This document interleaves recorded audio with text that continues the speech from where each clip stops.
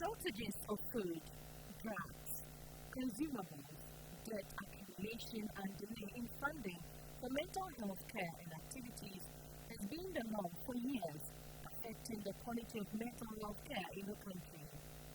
Even more, donor support for mental health also ended in 2018, compounding the challenges of psychiatric hospitals and the authority. This is however expected to change.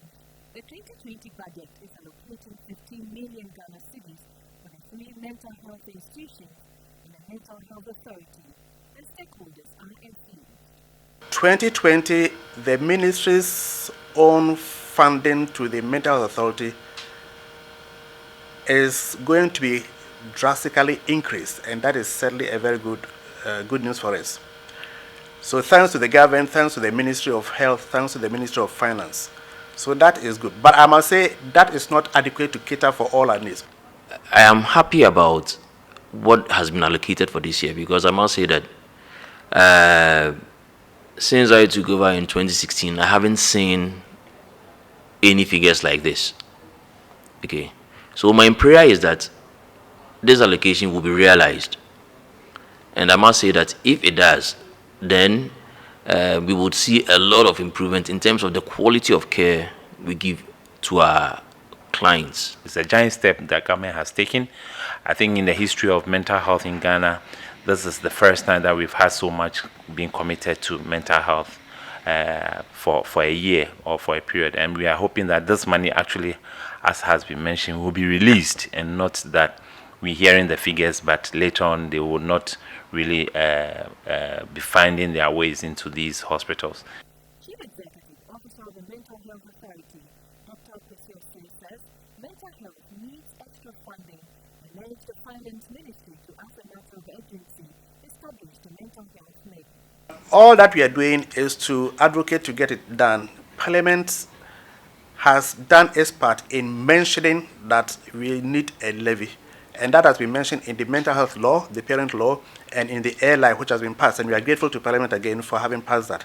So it makes mention of the need to establish a levy. Having said so, it's now left for the Minister of Finance to now establish it. And that is where now we are putting all the efforts to make sure that it's established. Medical Director of the Pantan Hospital, Dr. Frank Burning, proposes the incorporation of mental health into the NHIS. National Health Insurance Scheme being a social intervention that is targeted towards the most vulnerable and the poorest. Government could also consider bringing mental health services under the National Health Insurance Scheme. On his part, Executive Director of the Mental Health Society of Ghana, Frank said monies allocated to mental health are usually for feeding alone, and urged the government to commit more resources into community work. One of the key things we want to see this year is that government commits to ensure that there is a mental health levy. That levy would generate the income or the funding that will help us scale up community mental health.